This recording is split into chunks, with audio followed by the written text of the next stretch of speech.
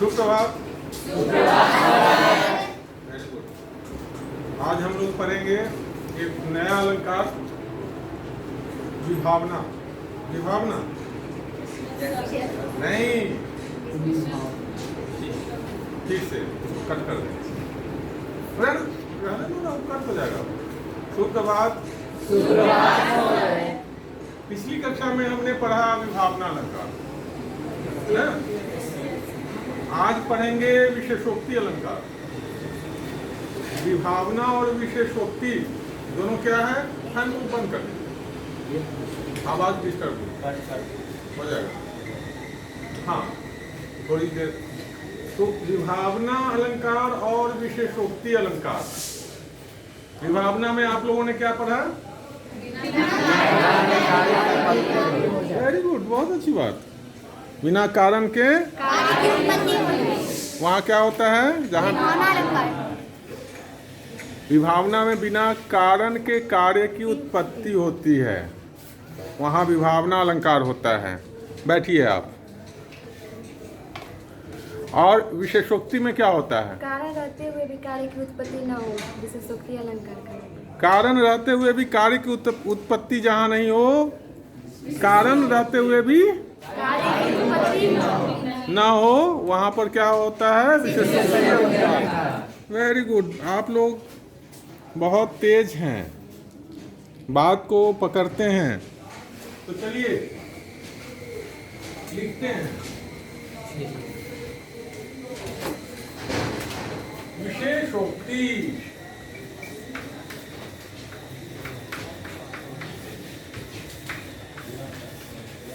विशेषोक्ति, विशेष जोड़ उक्ति।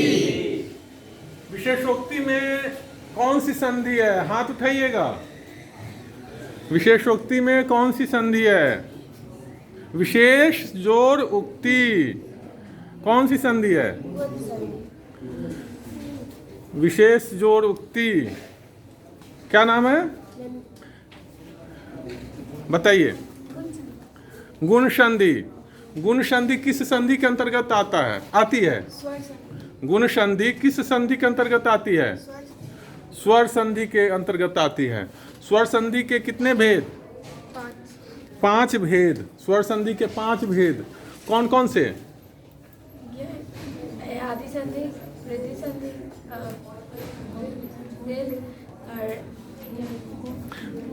बोल होकर बोलिए। लीजा। हाँ हाँ हाँ, और यर्ण संधि। चलिए, अच्छा आंसर है, ताली बजाइए। अब बहुत अच्छी बात। तो यहाँ विशेष जोड़ उक्ति और गुण संधि में होता क्या है? कोई बताएंगे इधर से? आद्र गुना। हाँ, आद्र गुना। आद्र गुना मतलब समझाइए इसको। अ के बाद कोई भी विजातीय स्वर आए, वहां पर क्या होती है? गुण संधि होती है। अ के बाद, यही है ना? विजातीय। विजातीय का मतलब क्या है ना? बहुत अच्छी बात, बहुत अच्छा आंसर। आप लोग बहुत तेज हैं और बहुत अच्छी तरह चीजों को पकड़ते हैं, समझते हैं। तो विशेषोक्ति, विशेष जोड़ उक्ति, इसमें अंत में क्या है? और है, और यहाँ क्या है? और ऊ के मिलने से क्या होता है? ओ। ठीक है, विशेष जोड़ उक्ति, जोड़ उक्ति। यहाँ क्या है? अ है, और यहाँ क्या है? ऊ है। और ऊ के मिलने से क्या हो गया? ओ। और ऊ के मिलने से ओ हो गया। चलिए, अभी हम अलंकार पढ़ रहे हैं, संधि में बाद में जाएंगे विस्तार से। तो विशेषोक्ति में क्या होता है? विशेष रूप से उक्ति कही जाती है, जिसमें क्या होता है?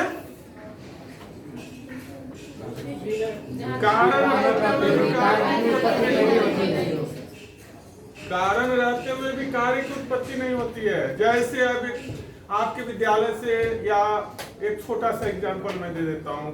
कोई स्टूडेंट एक दो स्टूडेंट ऐसे हैं लाख समझाइए समझेंगे नहीं।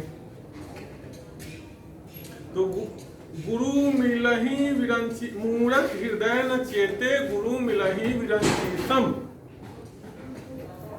विरंची का अर्थ क्या होता है? ब्रह्मा, सृष्टिकर्ता। तो ब्रह्मा की तरह गुरु मिलने के बाद भी जिसका हृदय सही नहीं हो, जिसका स्वभाव सही नहीं हो, जिसके स्वभाव में परिवर्तन नहीं हो, सकारात्मक बदलाव नहीं हो, तो कारण तो है, शिक्षक है, लेकिन कार्य की उत्पत्ति नहीं हो रही है। नहीं तो उसमें उदाहरण हम बाद में जाएंगे, पहले परिभाषा देख लीजिए। सती हेतु, सती हेतु फलाभाव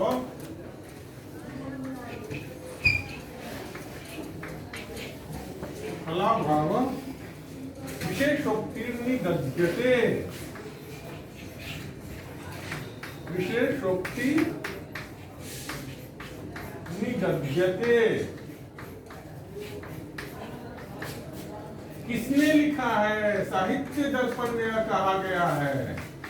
साहित्य दर्पण, साहित्य दर्पण, ठीक है। तो साहित्य दर्पण, यह बताइए, हम आपसे उम्मीद नहीं करते हैं, लेकिन अगर आप बताइएगा तो मुझे खुशी होगी। साहित्य दर्पण के रचनाकार, काव्य प्रकाश के रचनाकार। चलिए, आप लोगों को कभी हमने बताया नहीं, इसलिए आपसे उम्मीद भी नहीं कर सकते, बिना बताए हुए नहीं कर सकते। आचार्य विश्वनाथ, आचार्य विश्वनाथ की परिभाषा है। संस्कृत साहित्य के सब बहुत बड़े विद्वान, बहुत बड़े आचार्य, आचार्य विश्वनाथ की परिभाषा है, ठीक है। तो सती हेतु फलाभाव विशेषोक्तिर्नि गद्यते, ठीक है। तो इसको लिखिए।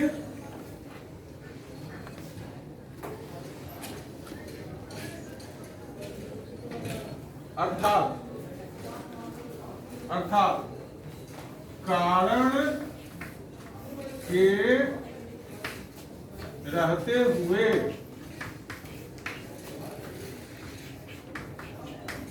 भी जहां कार्य की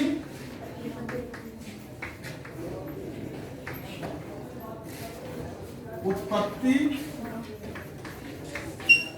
न हो, वहां क्या होता है? वहां विशेषोक्ति अलंकार होता है। कारण के रहते हुए भी जहां कार्य की उत्पत्ति नहीं हो, वहां पर विशेषोक्ति अलंकार होता है। जैसे छोटा सा एग्जांपल मैं देता हूं,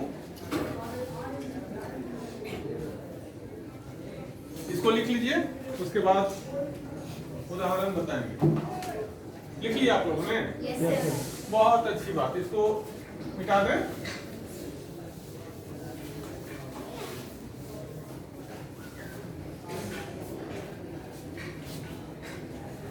बहुत अच्छी पंक्ति है। पानी बीच मीन पियासी, मोहे सुनी सुनी आवे हासी।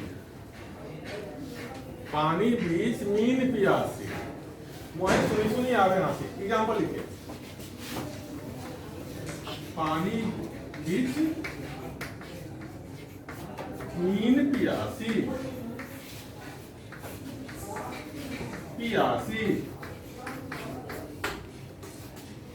मोहे सुनी सुनी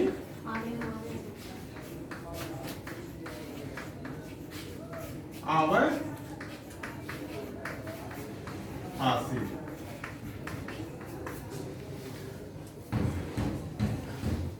मीन मतलब क्या? मछली होती है। मीन मतलब मछली। हाँ, मछली खाते हैं? Yes sir. अच्छा अच्छा, तो यह बताइए, पानी बीच मीन प्यासी, पानी के बीच में मछली प्यासी है, कैसे? कुछ समझ में आ रही है बात? पानी में है वो तो मतलब प्यासी कैसे रह सकते हैं? हाँ, नहीं रह सकती, लेकिन है इसलिए ना विशेष उक्ति है। हिमांशु, सुधांशु का प्रश्न आपसे है, बताइए, समझ में कुछ आ रही है बात? विशेषोक्ति में क्या होता है? कारण रहते हुए भी कार्य की उत्पत्ति न, कारण के रहते हुए भी कार्य की उत्पत्ति नहीं होती है, और जहाँ बिना कारण के कार्य की उत्पत्ति हो जाए, विभावना अंबाष्ठा, अलंकार विभावना अलंकार होता है। जहाँ कारण के रहते हुए भी काव्य की उत्पत्ति हो जाती है। कारण के बिना कारण, कारण के कारण की उत्पत्ति हो जाती है भावना। हाँ, बिना कारण के कार्य की उत्पत्ति हो जाती है, वहाँ पे विभावना अलंकार होता है। बहुत अच्छी बात, बहुत अच्छी बात। चलिए अब इसको हम समझाते हैं। देखिए कविता में क्या होता है, आगे हम पढ़ाएंगे शब्द शक्ति, ठीक है? शब्द शक्ति के कितने वेद? 3 वेद। बहुत अच्छी बात। कितने वेद? 3। हाँ, क्या नाम है? अंशु सिंह। अंशु ने बताया शब्द शक्ति के 3 भेद। कौन कौन से? अभिधा, लक्षणा, व्यंजना। अभिधा, लक्षणा, व्यंजना। इनके लिए ताली बनती है। इसलिए ताली बनती है कि हमने आपकी कक्षा में शब्द शक्ति नहीं पढ़ाई, बावजूद इसके इन्होंने बताया, इसलिए ताली बनती है। तो अब उसमें आगे हम बताएंगे आप लोगों को कि मुख्य अर्थ बाधे तदीप्तो ययान यो अर्थ प्रतीयते रूढ़े प्रयोजना द्वासो लक्षणा शक्ति अर्पिता। लक्षणा और व्यंजना के अंतर्गत क्या होता है? मुख्य अर्थ की बाधा और भी, यानी इनडायरेक्टली बहुत सारे अर्थ लगाए जाते हैं। तो इसमें तो सामान्य रूप से दिखने पर लगता है कि ये किसी ने ऐसे ही थोड़ा सा असंतुलित दिमाग वाला लिख दिया होगा कि ऐसा कैसे होगा कि पानी के बीच मछली है और वो प्यासी रह जाएगी। तो सामान्य रूप से तो इसका अर्थ लगता नहीं है, लेकिन व्यंजना, लक्षणा और व्यंजना के अंतर्गत इसका अर्थ लगाया जाएगा। क्या? दूसरा अर्थ लगाएगा कि जैसे अभी हमने एक एग्जांपल दिया, गुरु मिलहि मूरख हृदय न चेते गुरु मिलहि विरंची सम। यानी अगर मान लिया जाए, मैथ में मानते हैं ना, मान लिया a+b का होल स्क्वायर, ये क्या मानते हैं? a+b का होल स्क्वायर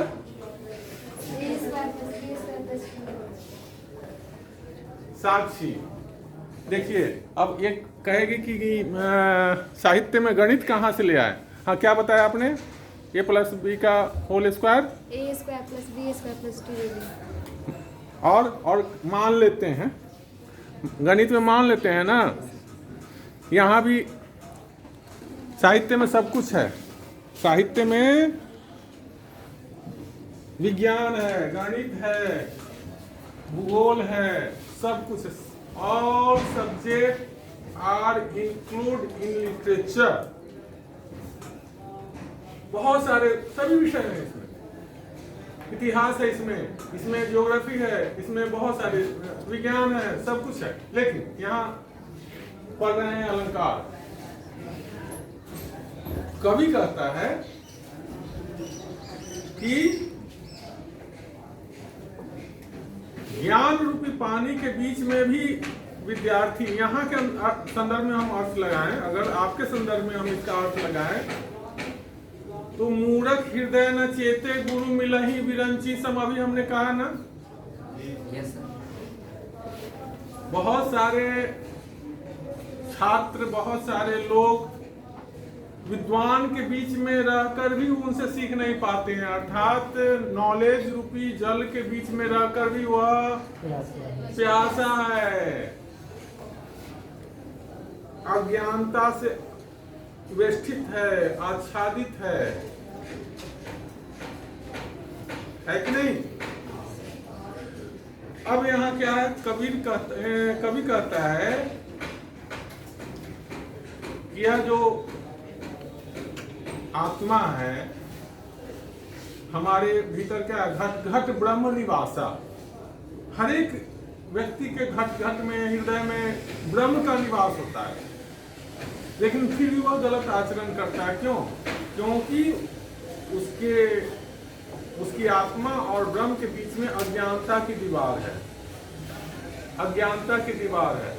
कभी कहता है कि पानी के बीच भी मछली प्यासी है, यानी यहाँ पर क्या है, पानी क्या है, कारण है, और कारण के रहते हुए भी नहीं हो रही है। होना तो यह चाहिए खूब भर पेट वो पानी पीती, लेकिन वह प्यासी है। अब दूसरा एग्जांपल लेते हैं, यहाँ समझ में आ गई बात? इतना समझिए, जहाँ कारण हो कार्य नहीं हो, विशेषोक्ति। जहाँ बिना कारण के कार्य हो, दोनों एक दूसरे के विपरीत है, एंटोनाइम है। दूसरा एग्जांपल हम लेते हैं, दूसरा एग्जांपल लेते हैं। समझ में आ रही बात? नहीं आ रही है। अब मूर्ख हृदय न चेत,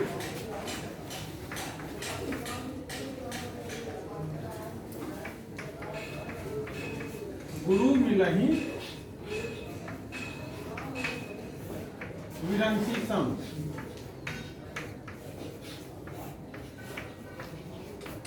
विरंची का अर्थ इससे पहले जानते थे? विरंची का अर्थ जानते थे इससे पहले?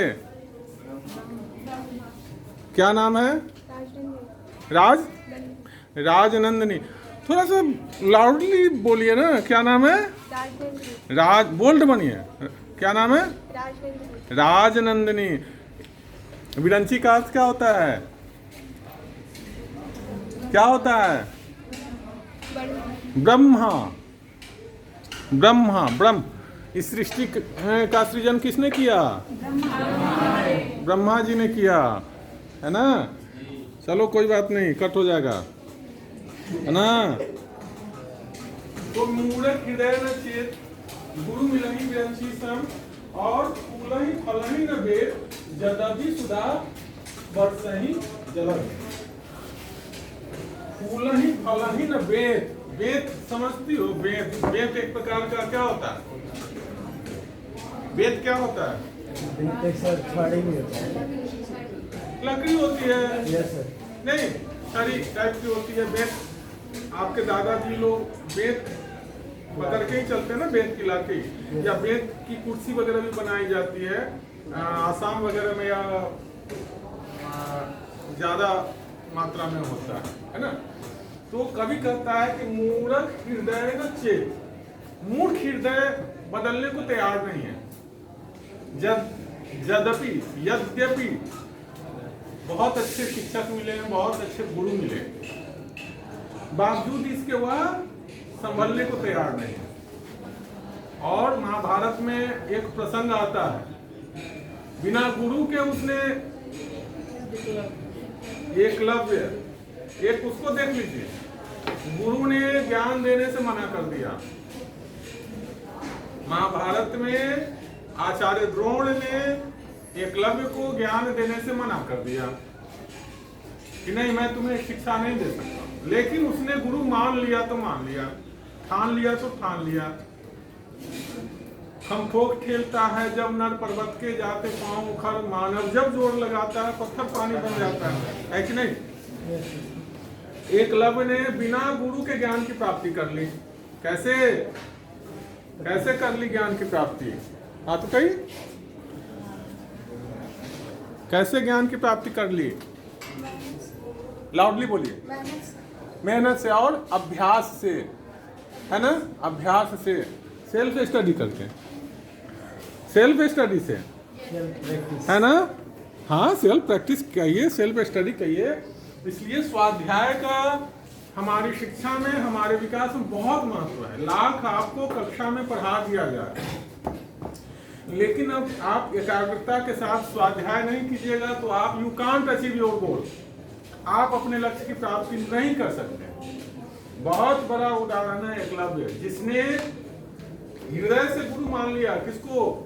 आचार्य द्रोण को, और उसने रेगुलर प्रैक्टिस की, अभ्यास किया, करत करत अभ्यास के जड़मति होत सुजान। बहुत तेज छात्र हैं आप लोग, बहुत अच्छे, बहुत अच्छी तरह चीजों को समझते हैं, मैं खुश हुआ। तो जब आपकी श्रद्धा शिक्षक के प्रति रहेगी, गुरु के प्रति रहेगी, तो इसके संबंध में हमारे शास्त्र में क्या कहा गया है? श्रद्धावाणम लभते ज्ञानम, श्रद्धावाणम लभते ज्ञानम। जो श्रद्धावान होगा उसी को ज्ञान का लाभ होगा, वही ज्ञान की प्राप्ति कर सकता है या ज्ञान को प्राप्त हो सकता है। अगर हमारे हृदय में श्रद्धा नहीं होगी किसी चीज के प्रति, शिक्षक के प्रति, ज्ञान के प्रति, तो क्या होगा? हम उसे ग्रहण करेंगे? नहीं कर सकते ग्रहण। एग्जाम्पल के लिए, उदाहरण के लिए, अगर आपको कुछ दिया जाए और उसमें आपका विश्वास नहीं, आपको लगेगा अमृत, अगर हम आपको अमृत देते हैं, आपको लगेगा कि नहीं ये विष है, आप उसको ग्रहण करेंगे? नहीं करेंगे। हाँ, तो श्रद्धा वाणम लभते ज्ञानम, और जिससे ज्ञान की प्राप्ति हो जाती है, उसमें क्या हो जाता है? विद्या ददाति विनयम, विनयम ददाति पात्रताम, पात्रत्वात् धर्म, क्या है ना? तो विद्या ददाति विनयम, विनयम ददाति पात्रताम। विद्या से विनय की प्राप्ति होती है, और विनय से क्या होता है? पात्रता का विकास होता है, और पात्रता जब आप में आ जाएगी तो क्या हो जाएगा? चलिए, तो यहाँ देखते हैं, यहाँ देखिए, कारण है, कार्य की उत्पत्ति नहीं हो रही है।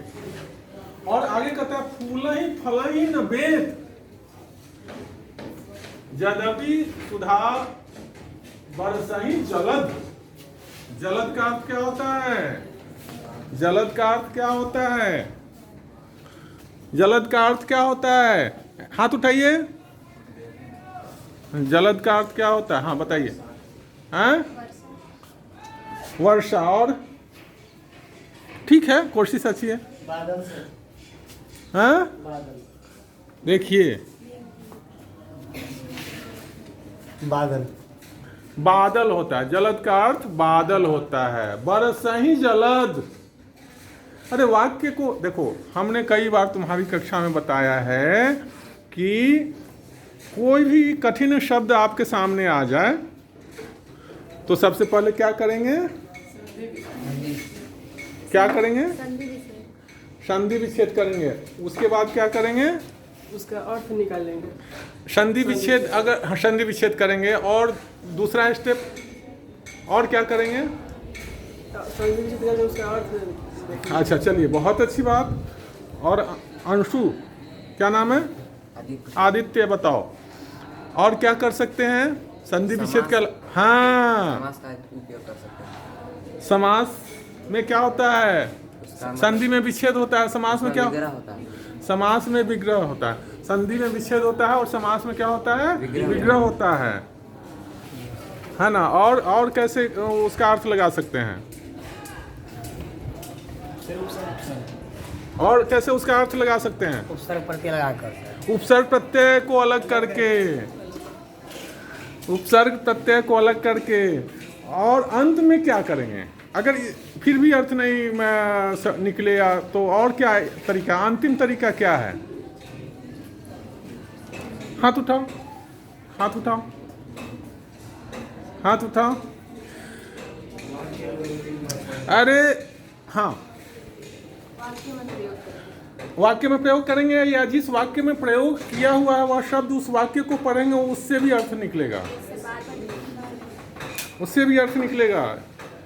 जब कहीं नहीं निकलेगा तो वाक्य में प्रयोग कैसे किया गया है, किस संदर्भ में किया गया है, उसको समझने के बाद अर्थ निकलेगा। और सबसे लास्ट में क्या होगा? और सब कुछ फेल हो जाए तो क्या है? ब्रह्मास्त्र। टीचर से पूछ लेंगे। टीचर से पूछ लेंगे, और टीचर से पूछ लेंगे। चलिए, हम आपकी बात पर आ रहे हैं। और है? अरे शब्दकोश निकाल लेंगे। सबसे अंतिम ब्रह्मास्त्र है शब्दकोश। और अम्बाष्टा ने कहा टीचर से पूछ लेंगे, तो इन्हीं की तरह एक छात्र ने शिक्षक से पूछा कि गुरुजी, जलमेथा का अर्थ क्या होता है? ऐसी ही छात्रा ने पूछा गुरुजी से जरमेथा का अर्थ क्या होता है? जरमेथा क्या होता है? अब गुरुजी ने आज तक मैंने तब तक उस शब्द से साक्षात्कार नहीं किया। जरमेथा लगने दीजिए घंटे, 5 मिनट में हम बात समाप्त करें। तो उन्होंने डिक्शनरी उल्टाया, शब्दकोश उल्टाया, किताब में खोजा, रिकॉल किया, अपने सर्किल में खोजा, पूछा विद्वत मंडली में भाई जरमेथा क्या होता है, कहीं से कोई जवाब नहीं आया। तब उन्होंने कहा कि कहाँ तुमने पढ़ा है जरमेथा, जरा हमको किताब दिखाओ। तो अम्बास्था लेके गई किताब। उस किताब में क्या था पता है? एक चूहा एक वृक्ष की जड़ में था।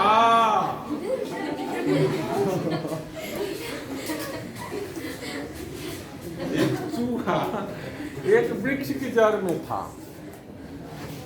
तो अंतिम विकल्प क्या आया? किताब में कहाँ प्रयोग किस प्रकार किया गया है, उस प्रकार उन्होंने उसको वाक्य पढ़ा तो समझ में आ गई बात। तो किसी भी शब्द के अर्थ कई तरीके से लगाएंगे। संधि विच्छेद कीजिए, अर्थ स्पष्ट होगा। समास का विग्रह कीजिए, अर्थ स्पष्ट होगा। उपसर्ग प्रत्यय को अलग कर दीजिए, अर्थ स्पष्ट होगा।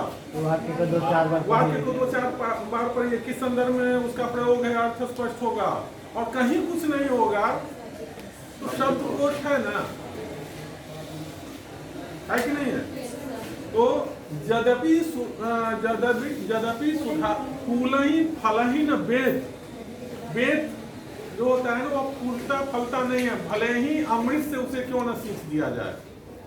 उसी प्रकार कारण के रहते हुए भी कार्य की उत्पत्ति जहां नहीं हो वहां पर क्या होगा?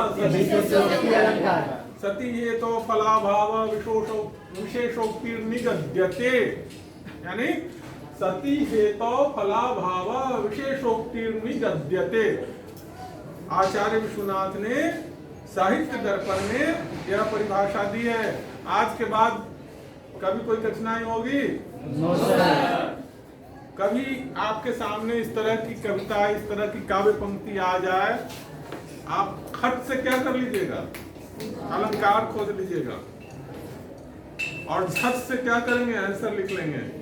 और गुरुजी फट से क्या दे देंगे? नंबर दे देंगे, है ना? सबकी समझ में आ गई बात? Any problem? कोई दिक्कत नहीं? चलिए, तो अगली कक्षा में अगले किसी अलंकार के साथ हम उपस्थित होंगे, या छंद के साथ, या रीति के साथ, या गुण के साथ, या शब्द शक्ति के साथ। ठीक है? Okay, camera off. रिकॉर्डिंग हो ना? हाँ, हमको लगा कि रिकॉर्डिंग बंद।